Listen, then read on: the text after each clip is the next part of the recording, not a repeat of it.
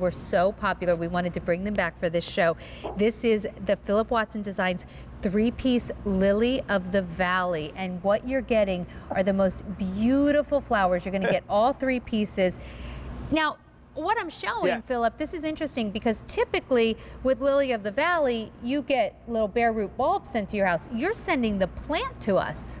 Well, and that gives you a nice big head start. That's what I love about it, is that the plants are already got beautiful foliage. You'll get blooms this season if you get them straight away. Yeah. But next year, you'll certainly have these. And these naturalize in your garden, and they do really, really well as they spread. Because as you can see, they have got a lot of nice little pips down there. That's what you call the little spreaders right there. Okay.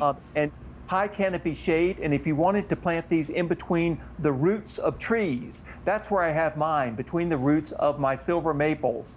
And that's where they bloom, and they're just incredible looking. Phillip, are these taller than typical Lily of the Valleys, or do I just have little tiny Lily of the Valleys at my house? Like, they just seem like taller and fuller than what I've grown in the past. You just have the dinky ones. Okay, I need to upgrade. I'm looking at these and I'm like, why don't my lilies of the valleys look like this? I think what it is, Sandra, is that yours are in the ground and this is in a pot, so they look to be higher. It could be. I think I might need to upgrade as well. These are just beautiful. Well, you'll love these, and you can't have too many. And our area of Pennsylvania, the minor bulbs just do really beautifully here. And so I love these. I also like blue spike grape hyacinths, which I mix in. Yeah. I've got crocus, but for Easter, I mean, you can't beat Lily of the Valley. I mean, it's one of God's very, very special creatures, and I just have to have it in the garden. It's one of those ephemerals that, you know, it's not carrying on year round, but when it's carrying on, it is the star, and it kind of speaks to your heart. It's just beautiful, and I love that on Easter you're presenting the Lily of the Valley, because it truly is what we think of as like an Easter flower. You get these now, you plant them. Next year you're going to have beautiful flowers at this time.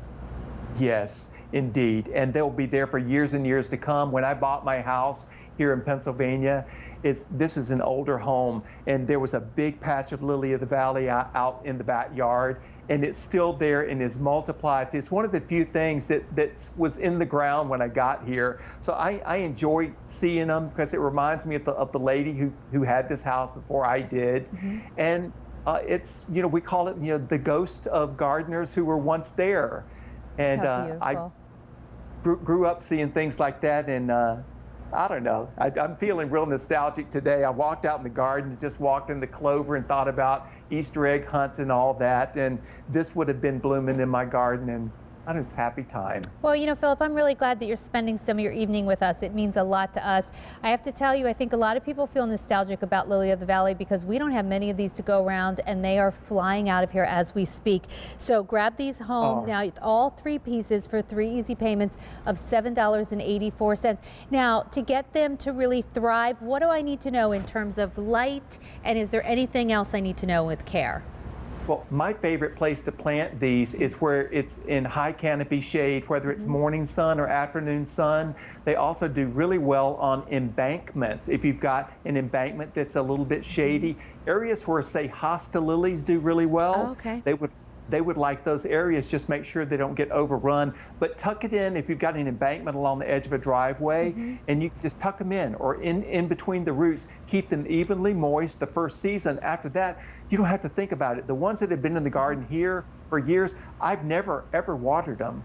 They kind of take care of themselves because they're not out in the hot baking sun. And I fertilized mine the one time in the springtime, and then that is it. But with these, even if you don't fertilize them, they're still going to do just fine. Well, you know, I just love the fact that they look so delicate, but these little plants can be tough as nails.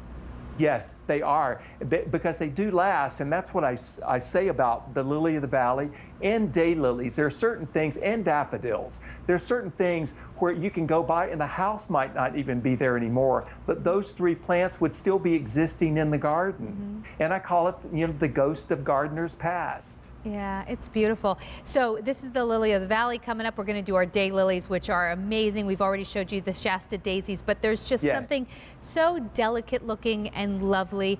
And, you know, if you have things in the garden, and Phillip, correct me if I'm wrong, but if you have things in the garden, all your perennials are going to be blooming later. It's important to get things that will be blooming now. So this Well, time indeed next it year, is. yeah. And that's what I always look at is like if my garden has got a weak part in it, then I drive around the neighborhood or I'll go to a garden that's near me and see what is blooming then. And to fill in the blanks right there. So if you've not got anything going on at certain times, you might want to do the same little bit of homework. So would you ever put these in containers, or is this kind of more just right in the ground? They're fine in containers because they're really, really hardy to minus 40 degrees. Wow. So they would survive in a container. And you see I've got these in what they call bulb pans. These are low pots. They don't have a deep root system, which means that they don't need one. And if you love the smell of vanilla, child, get up in that plant. And it is like a vanilla latte. It's all happening right there. Gorgeous. But the fragrance of these is highly, highly mentioned. Oh, and listen to this. The lily of the valley is mentioned 15 times in the Bible. Can you believe I know that? I did not know that. Philip, you are a wealth of information. So Well, here if they you are. live long enough, you learn something. You would hope so. Okay, so here's the three-piece Lily of the Valley, 3 easy payments of $7.84. Still to come in